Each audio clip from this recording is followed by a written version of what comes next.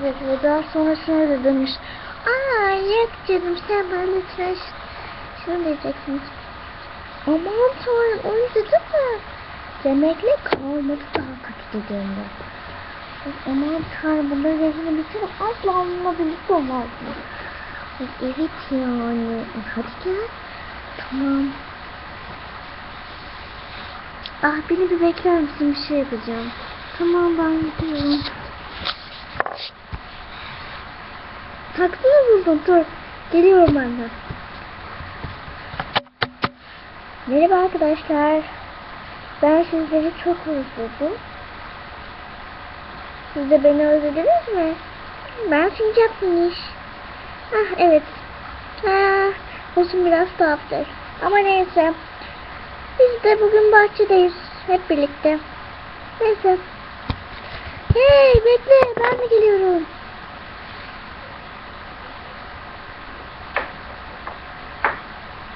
Ah evet, kesinlikle kızım. Evet, sonradan fazla demiş ki bugün yeni biri katılacak. Şakacı demiş.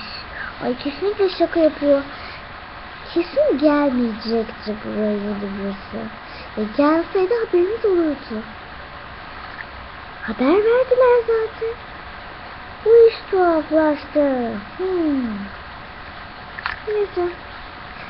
Hadi biz gidelim. Tamam.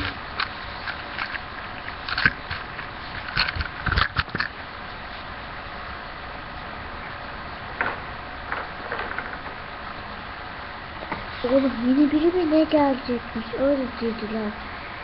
Ya yalan diyorlardır ya. Neden yeni biri gelsin ya? Yeni biri mi geliyor? Bana da haber verebilirdiniz arkadaşlar. Ya sen neden haber verdiniz ya? Ah onu boşver. Deli işte.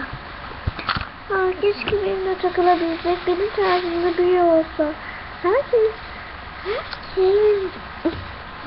birbirleriyle, mesela şeker, mesela sincap minişle kedi miniş çok mutlular. Ya da maymun minişle tavşan miniş.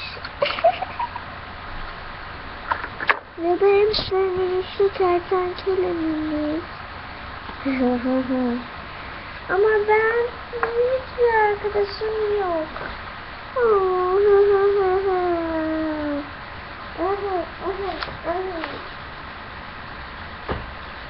Merhaba. Ben yeniyim. Benim hiç arkadaşım yok. Senden Lena.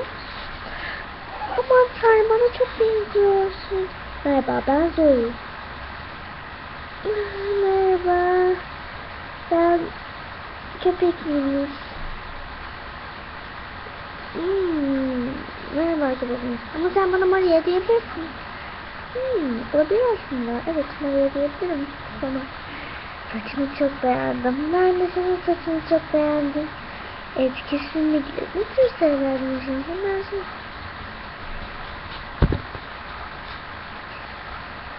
Evet arkadaşlar, bahçedeydik ve siz de bahçede olduğumuzda gibi hepsini izlediniz.